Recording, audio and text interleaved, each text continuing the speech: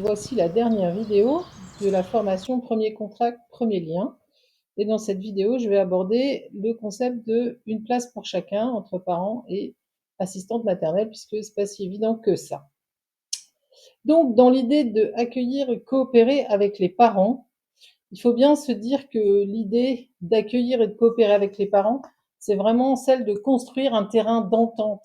Et un terrain d'entente pas autour de n'importe quelle préoccupation, mais vraiment dans l'ensemble, dans l'idée d'élaborer ensemble une analyse partagée des besoins de l'enfant. C'est-à-dire qu'on soit d'accord ensemble de voilà ce dont votre enfant a besoin et que le parent et l'assistante maternelle soient exactement d'accord sur cette analyse. Évidemment, dans la relation avec le parent, là, finalement, tout le dialogue et toutes les préoccupations doivent être autour de l'enfant, enfin une grande partie. Et si on arrive à se mettre d'accord sur les besoins de l'enfant, il y a déjà une grande partie du travail qui est fait. Et comment est-ce qu'on va évaluer les besoins de l'enfant? Quelles sont les questions qui vont rentrer en ligne de compte? Eh bien, on va pouvoir prendre les besoins tels que pris en compte dans la nouvelle conférence de consensus de 2017, en disant que la première chose, c'est que l'enfant a besoin de sécurité physiologique et de santé. Donc, bien pour ça qu'on se met d'accord avec les parents sur les besoins de santé de l'enfant, son sommeil, etc., comment il dort, etc. Un besoin d'être protégé, bien sûr, donc avec la nécessité de parfois mettre du cadre à l'enfant pour pas qu'il se mette en danger.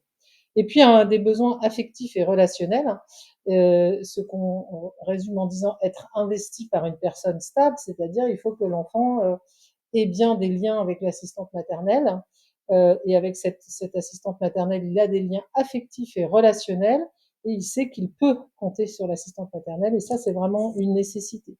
Donc c'est vrai que parfois les parents peuvent avoir peur que l'enfant s'attache plus à l'assistante maternelle qu'à eux.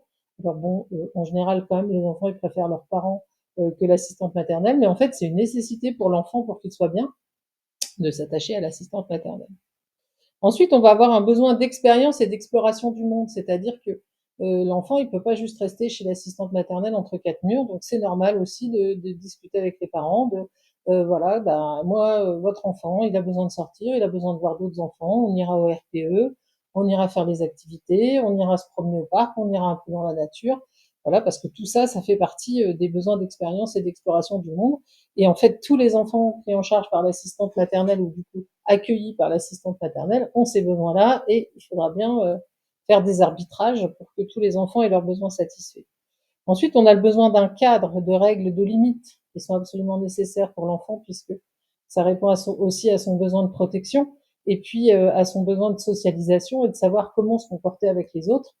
Et aussi parce que quand on met les cadres et les limites, on protège aussi cet enfant des actes des autres enfants. Donc c'est une absolument nécessité. Et c'est pour ça que quand on rencontre les parents, ça peut être une bonne idée de poser la question sur comment est-ce que vous voyez l'autorité, les limites, c'est quoi vos pratiques. Et ensuite, on peut se mettre d'accord en fait en discutant des besoins de l'enfant et en disant donc nous sommes bien d'accord que votre enfant a besoin de limites. Et effectivement, quand il sera chez moi, il en aura. Quatrième point, pardon, besoin d'identité. Alors ça, c'est bon, un besoin qu'ont tous les enfants, effectivement, là, on n'est pas avec des enfants placés, on est avec des enfants qui passent la journée chez l'assistante maternelle. Donc on sait bien qu'il a sa propre identité. Mais c'est vrai que le besoin d'identité, par exemple, ça passe par le fait que l'enfant il doit être appelé par son propre prénom, il fait partie d'une famille, il a aussi un nom de famille, etc. J'allais dire, c'est une des choses peut-être les moins importantes. Ensuite, une fois qu'on a ça, on peut mettre aussi au clair avec les parents que voilà, nous avons évalué les besoins de votre enfant, nous sommes d'accord là-dessus, et de dire, mais vous savez aussi, quand vous déposez votre enfant chez vous, chez moi, eh bien, vous me déléguez des droits. Mais en fait, quand le parent dépose son enfant chez l'assistante maternelle, il délègue le droit de décider pour leur enfant. Évidemment, vous êtes en train d'accueillir un enfant, c'est vous qui allez décider au moment où les choses se passent de ce qu'il faut décider pour cet enfant. Voilà, c'est même si on vous dit d'habitude il fait sa sieste à midi et demi, si un jour à midi il est complètement crevé, oui vous allez décider pour lui et vous allez le mettre à la sieste, même si c'est pas l'horaire exact habituel. Bien sûr, vous allez mettre du cadre, puisque comme vous vous occupez de plusieurs enfants, on ne peut pas laisser un seul enfant décider de tout au détriment des autres. Donc, forcément, les parents vous délèguent cette capacité à mettre du cadre. sinon ce ne serait pas possible d'accueillir l'enfant. Mettre des repères aussi, donc des rituels, des façons de faire les choses qui peuvent être différentes de ce que l'enfant fait chez lui.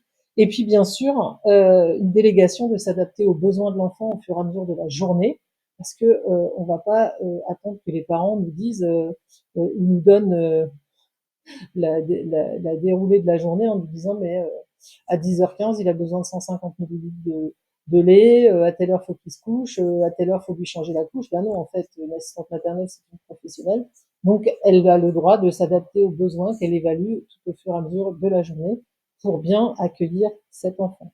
Voilà, j'espère que cette vidéo aura été bien explicative.